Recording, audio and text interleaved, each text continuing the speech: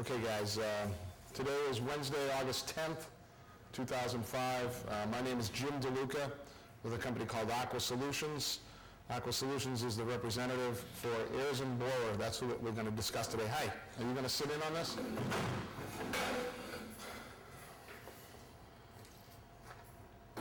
you go. Thank you. You're welcome. The name of the company is Aerzen. That's what we're going to be reviewing today.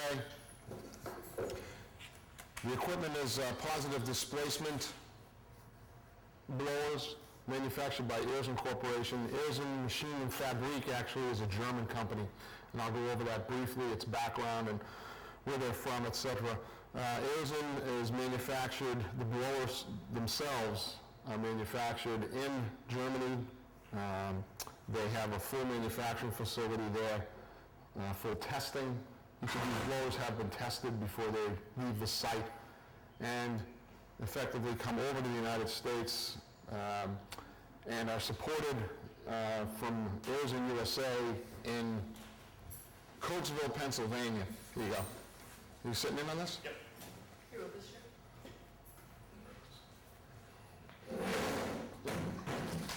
Here.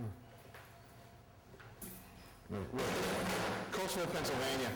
The reason I bring that up is because although the blower is manufactured in Germany, they have full stocking and engineering support and obviously parts and not full manufacturing, but some manufacturing and testing out of Coatesville. And I think that's important so that everyone understands that you're not dealing with a German company without the ability to support the product. I'm going to give you one quick example of their ability to support the product because I think it's really good, actually. Two examples. These blowers are currently installed at a water treatment plant in Seekonk, Massachusetts for backwash purposes. During the startup phase, I received a phone call that they were having problems with one of the blowers. They couldn't really tell me what the problem was other than that the belts had failed. As to why, we don't really know. Anyway, I made the phone call, and the very next day, a complete blower was on site. Now, the blower being this piece right here, the blower stage, if you will, as well as brand new belts. They were there on site the next day. These are 60 horsepower blowers. Same thing happened down in Falmouth, Massachusetts. It's a brand new plant. They called me up, said they had problems. The blowers were not turning. We tried to troubleshoot over the telephone. We couldn't identify what the issue was. These are 150 horsepower blowers, and the very next day, same thing. They put a blower stage on a truck and sent it up. As it turned out, the one at Seekonk was not we couldn't figure out why the blowers the belts failed. We gave them new belts. We put in the new blower stage. We brought the old blower stage back. There was nothing wrong with it. Eventually, we sold that. In Falmouth, what happened was on the shivs for the belts, one of the shivs was not locked down, so it had come loose and lodged, so that it was not turning. The motor was turning, but the blower was not. Anyway, we just did a little bit of, we fit up the shiv and everything was fine. My point really being is that on any piece of rotating equipment, things happen. And you guys in maintenance know that. Stuff happens, for lack of better, because I'm on tape. And the key really is how do you apply the support and make sure that it's addressed. So I can't stand here and tell you that they never have problems. And I think anybody who says that is lying. The real key is how do you address the problems. I can say this, is that I represent about 20 different companies, all rotating equipment, from pumps to these types of blowers to other types of blowers to grinders to other stuff. This piece of equipment is the least phone calls I get, which I think is the real key. So let's talk about the product itself. The product is more than just a blower. And if you open up, you're going to find a sectional that effectively gives you the breakdown of the blowers. The blower, it's actually on the other side, right here. And the reason I want you to look at that is because I want to go over this real quick as to exactly what's what and what we're talking about.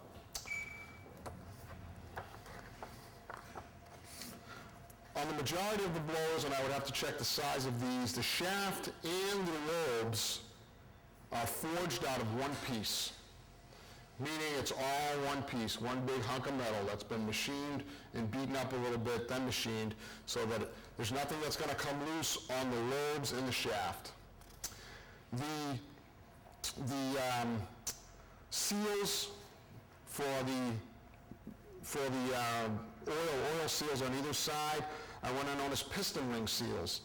There are no lip seals on the outside of this pump, on the outside of this blower. So effectively, on the inside, you have these piston ring seals that keep the oil where it's supposed to be. And it's a labyrinth type seal so that not the oil itself can't come out. The point being that a lip seal, and you guys in maintenance know this, a lip seal is meant to wear. You've got to have a compression fit or a tight fit, and when you have a rotating piece, you're going to find wear on the lip seal and sometimes on a shaft or a sleeve. We don't have that on this. It's very important.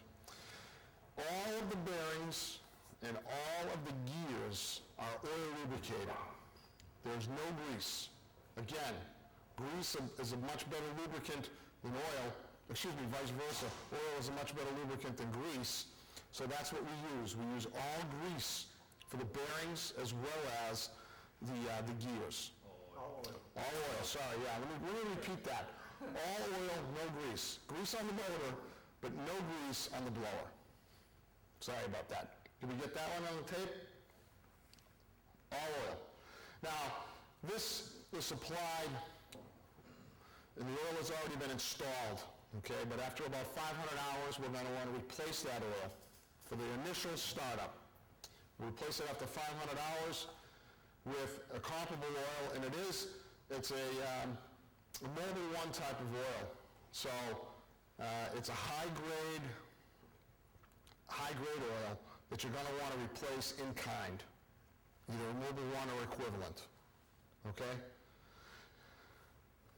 After the initial break-in of that 500 hours and you replace that oil, then you're going to be replacing it about once a year, probably about 2,000 hours, okay?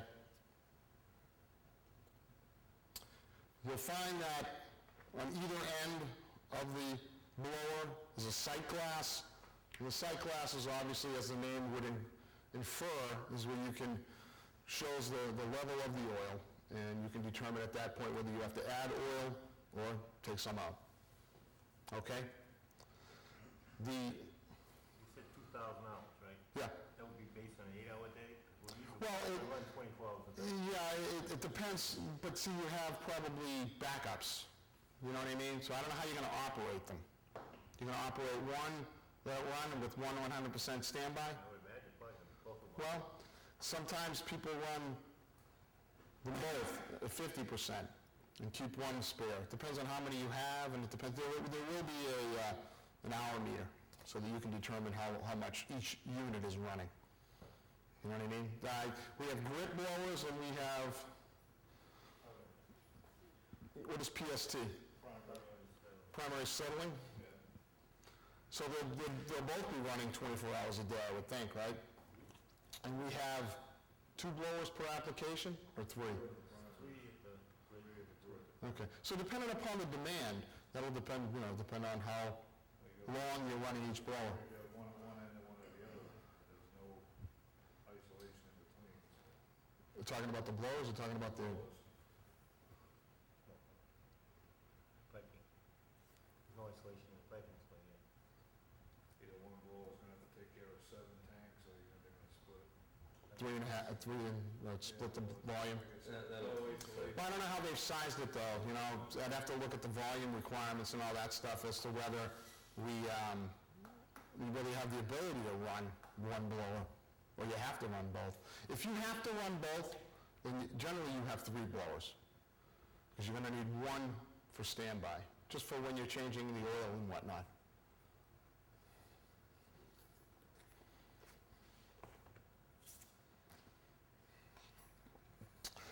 The gears on this are hardened helical tooth gear.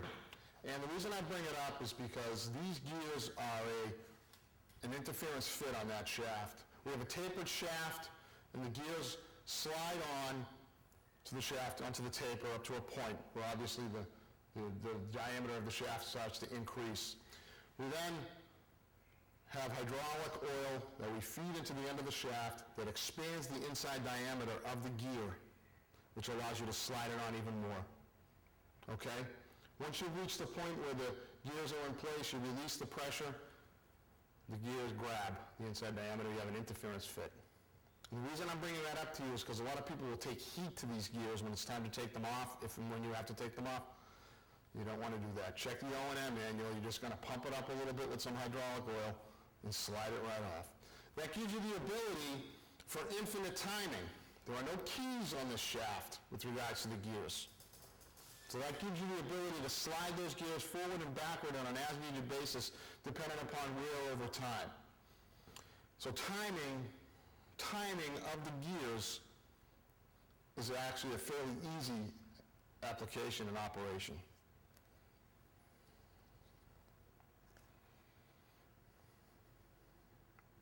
I mentioned the fact that we have those labyrinth seals for the oil seals.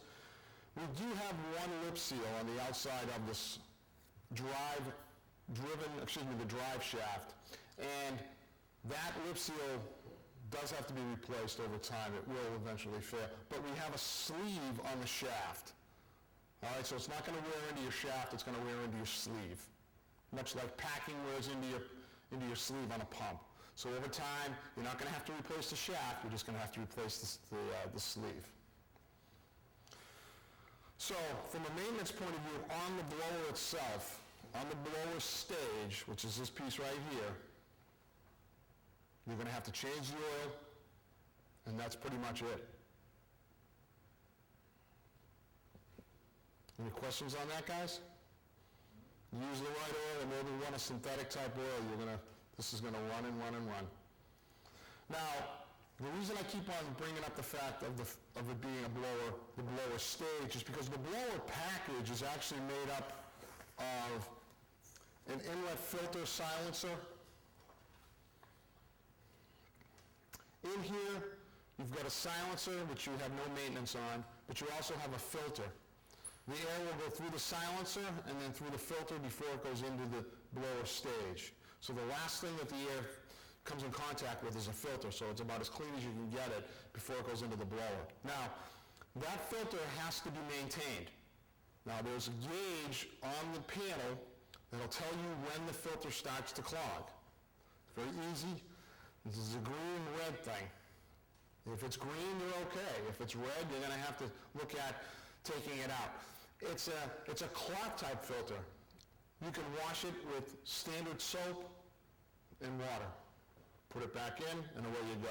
You'll probably be able to do that 2 or 3 times. How often you do it is really dependent upon where you're taking air from. I can't tell you that. Okay, so we've got that filter that we've got to keep an eye on. The filters are pretty easy to get at, and we'll show you how, when we go out to the package itself.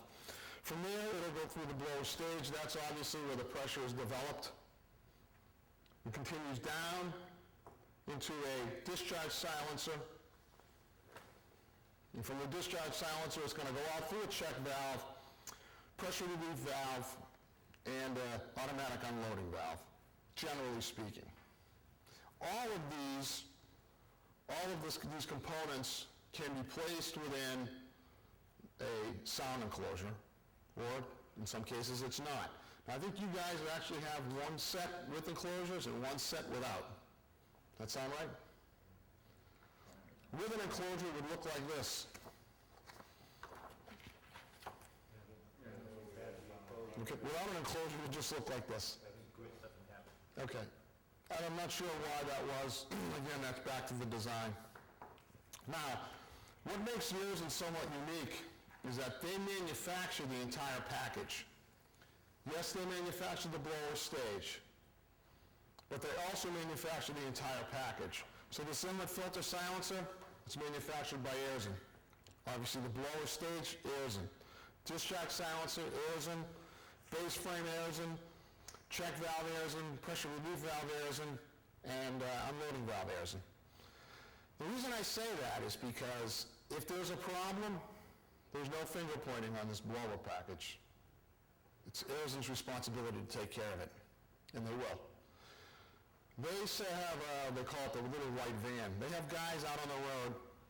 All they do is make calls. Whether you have a problem or not, they're going to show up at your door and say, is there anything, how's our blowers doing? Everything okay? Need any help with anything? They're outstanding when it comes to support. Now, if you have a problem, obviously you pick up the phone. If you don't have a problem and you want to go over something with the guy, he's here really at based on your need. There are many pieces of equipment that are turned by a belt and shiv arrangement